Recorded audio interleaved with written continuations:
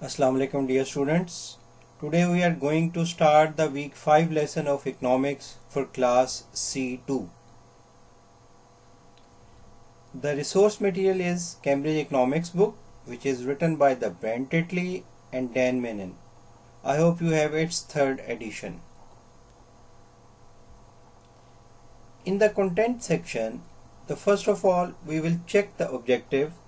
After that we will review the last week topic and then we will learn about the current week topic which is about the macro aims of the government.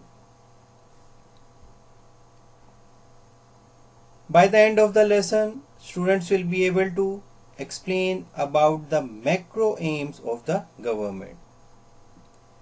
Now initially we will review the last week topic.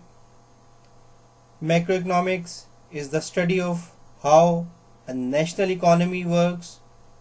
It involves understanding the interaction between changes in total demand and output of national income, employment, and price inflation in an economy.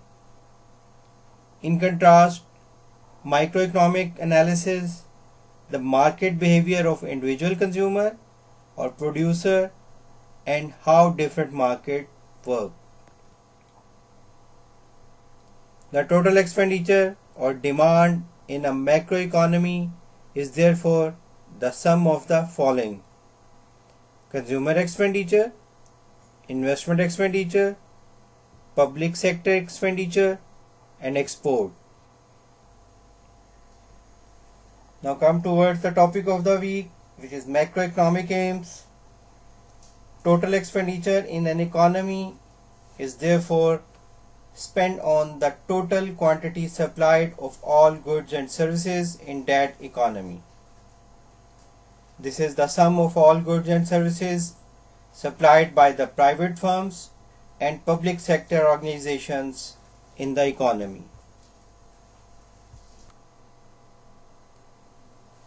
Most national governments have four main economic aims or objectives for their macroeconomies. These are economic growth in the total output and income of the national economy and increased standards of living. The second point is a high and stable level of employment and therefore a very low level of unemployment. The third aim can be a low and stable rate of inflation in the general level of prices. And the last fourth main macroeconomic objective is a stable balance of international trade and payments.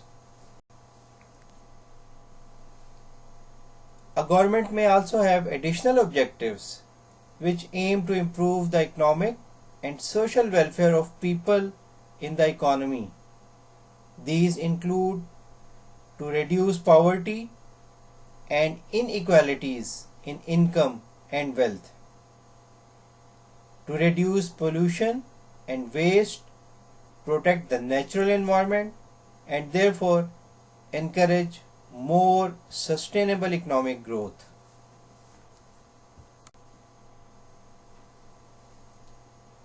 If a government can achieve these macroeconomic objectives, it can help to create a more favorable environment for economic and human development.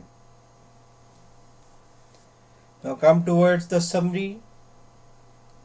Total expenditure in an economy is therefore spent on the total quantity supplied of all goods and services in that economy. This is the sum of all goods and services supplied by the private firms and public sector organizations in the economy. Most national governments have four main economic aims or objectives for their macroeconomies. These are economic growth, a high and stable level of employment, a low and stable rate of inflation, a stable balance of international trade and payments. Dear students, you can study in detail from the Brent Titlis book from page 273 to 275. On these pages, these four aims are explained in detail. This explanation will be helpful for you for the assignment as well. In the last, you have an assignment question, which is, what are the macroeconomic aims of the government? Explain in detail.